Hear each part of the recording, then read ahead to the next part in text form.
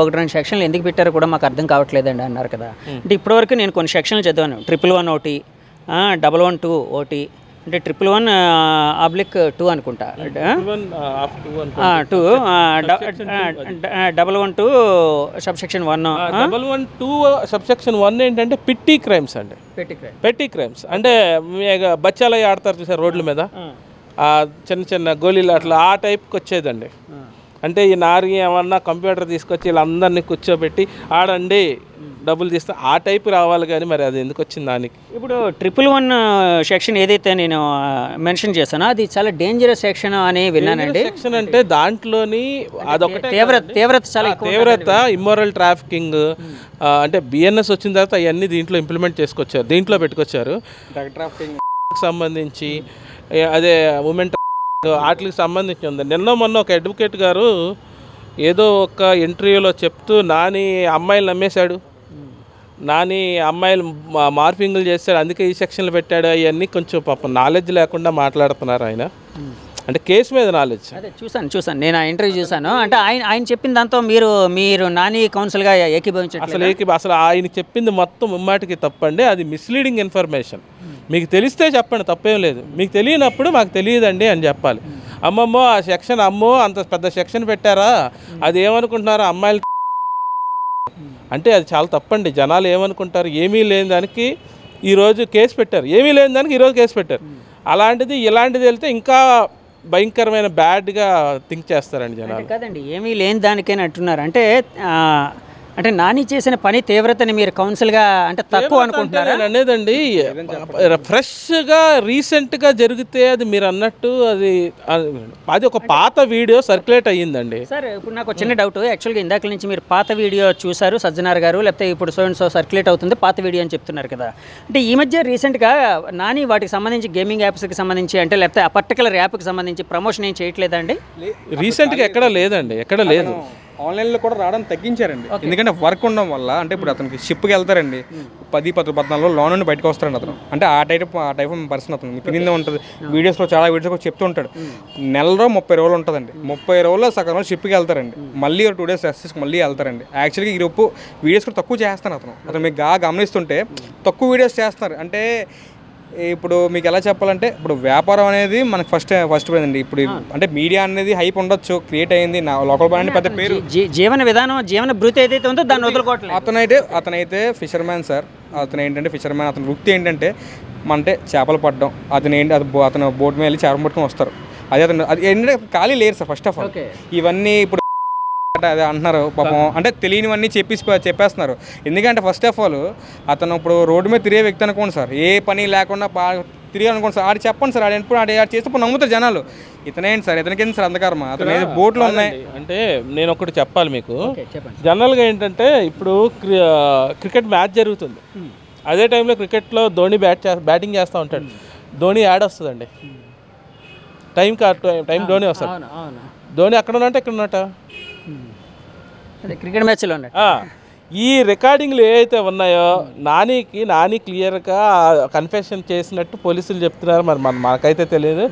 దానికి ఒక్కొక్క దానికి నాకు ఇంత అమౌంట్ వచ్చింది, వాళ్ళు రికార్డ్ చేసేసుకొని వాళ్ళు పెట్టుకుంటారు. వాళ్ళే ఆ యాడ్ని వాళ్ళు ఎప్పుడు కావాలంటే అప్పుడు రిలీజ్ చేసుకుంటారా అని చెప్పాడు. అంటే ఒకేసారి ఒక 10 యాడ్లు తీసేసుకోవచ్చండి మనోడున్న ఒక 2 రోజుల్లో. ఎందుకంటే ప్రతిదీ 10 సెకండ్లు 20 సెకండ్లే. ఇంకోటి చాలాసార్లు ఇన్నేళ్ళకి అగ్రిమెంట్ అని కూడా ఉంటుంది. అలాంటి అగ్రిమెంట్ మాకు అలాంటి అగ్రిమెంట్ ఖచ్చితంగా ఉండొచ్చండి. ఎందుకంటే కంపెనీలతో కదా. ఆ కంపెనీ ఏంటంటే వీళ్ళకి తెలియదు అగ్రిమెంట్. ఒక పేపర్ తీసుకొస్తాడు, పలానా వాడు పలానా పెద్ద ఇన్ఫ్లుయెన్సర్ చేస్తున్నాడు, ఇదిగో అగ్రిమెంట్ అని చెప్పి చూపిస్తాడు. సైన్ పెట్టడం రాదు అతనికి. అతను అంటే పెన్ను పట్టుకోవడం కూడా సరిగా అతనికి చేత కదా. మీరు ఎప్పుడైనా ఆయన సిగ్నేచర్ చూడండి, ఒకటి క్యాపిటల్ లెటర్, ఒకటి స్మాల్ లెటర్, మళ్ళీ క్యాపిటల్ లెటర్ స్మాల్ లెటర్ రాస్తాడు. అది కూడా ఎవరో చెప్పింది అది.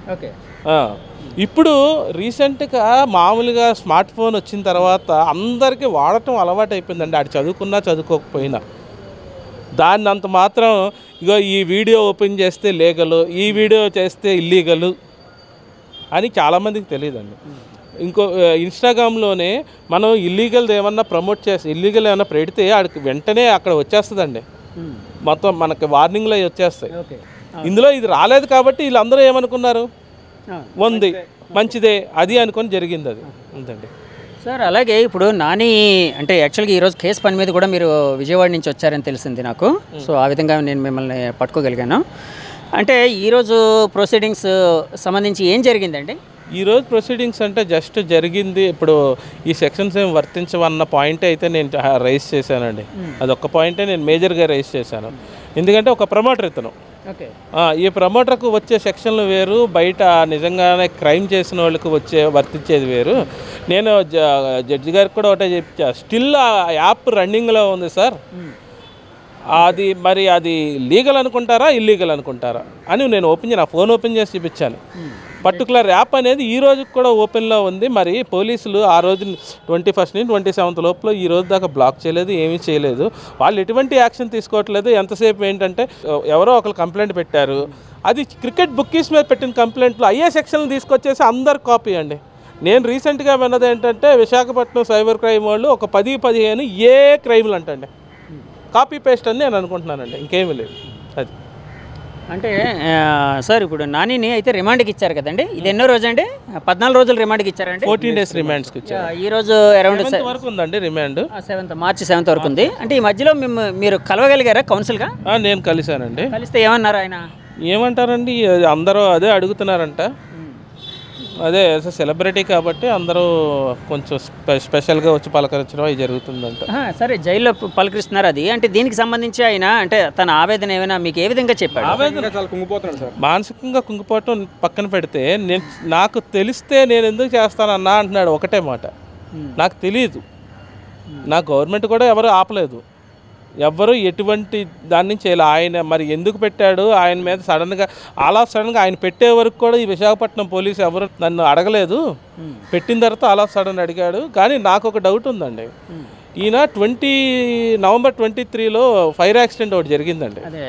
పోర్ట్లో ఫైర్ యాక్సిడెంట్ జరిగితే ఈయన ఏం చేశాడంటే, అది 11ంటికి జరిగితే 12ంటికి వచ్చి ఆ వీడియో తీసి ఆయన దాంట్లో అప్లోడ్ చేశారు. ఫిషింగ్ హార్బర్ చేశాడు. కొంతమంది మీడియా మిత్రులు కూడా కొంచెం అత్యుత్సాహం చూపించి సీక్రెట్ కెమెరాలు పెట్టి ఆళ్ళతో మాట్లాడించి కొంచెం ప్యానిక్ సిచ్యుయేషన్ క్రియేట్ చేశారు. సడన్గా పోలీసులు వచ్చి తీసుకెళ్లారు. ఇది జరిగిన 20th మార్నింగ్ 1 Town పోలీస్ స్టేషన్లో. ఐఓ వచ్చి నాకు తెలిసి డీసీపీ దినేష్ రెడ్డి గారు సంథింగ్, అయితే కరెక్ట్గా గుర్తులేదు అని పేరు. అయితే ఆయనకి చెప్పాడంటే సో అండ్ సో హోటల్ నుంచి నేను వస్తున్నాను, అది మొత్తం అంతా ఆ తర్వాత అందరికీ తెలుసు. కానీ ఈయన్ని 3 రోజులు ఇల్లీగల్ డిటైన్ చేశారు. ఇల్లీగల్ డిటైన్ చేసిన తర్వాత ఇతను హైకోర్టుకి అప్రోచ్ అయ్యాడు. వాళ్ళ ఫాదర్, నా కొడుకుని ఇలా చేస్తున్నారు. సో అంటే హైకోర్టు ఏమందంటే అతను తీసుకొచ్చి అర్జెంటుగా ప్రొడ్యూస్ అనగానే హైకోర్టులో ఎలా ఉంటుందంటే నోటీస్ ఇస్తారండి. కేసు ఫైల్ అవగానే ఏ డిపార్ట్మెంట్ ఆ డిపార్ట్మెంట్ నోటీస్ ఇస్తారు. ఆ నోటీస్ ఇచ్చిన ఒక అరగంటకి నానిని వదిలేశారండి. హెబియస్ కార్పస్ అంటారు, habeas corpus writ petition to produce the body అండి, అది నథింగ్ బట్. అయితే అది ఫైల్ చేసిన తర్వాత అతను వదిలేశారండి. వదిలేసిన తర్వాత అతను హైకోర్టులో జడ్జి గారి ముందు చెప్పడం జరిగింది, అదంతా జరిగింది. అప్పుడు ఆ పిటిషన్ అమెండ్ చేసి, నేను ఒక సోషల్ మీడియా ఇన్ఫ్లుయెన్సర్నండి, వీళ్ళు ఈ పర్టికులర్ టాపిక్ డైవర్ట్ చేయడానికి ఇదంతా క్రియేట్ చేశారు కాబట్టి నాకు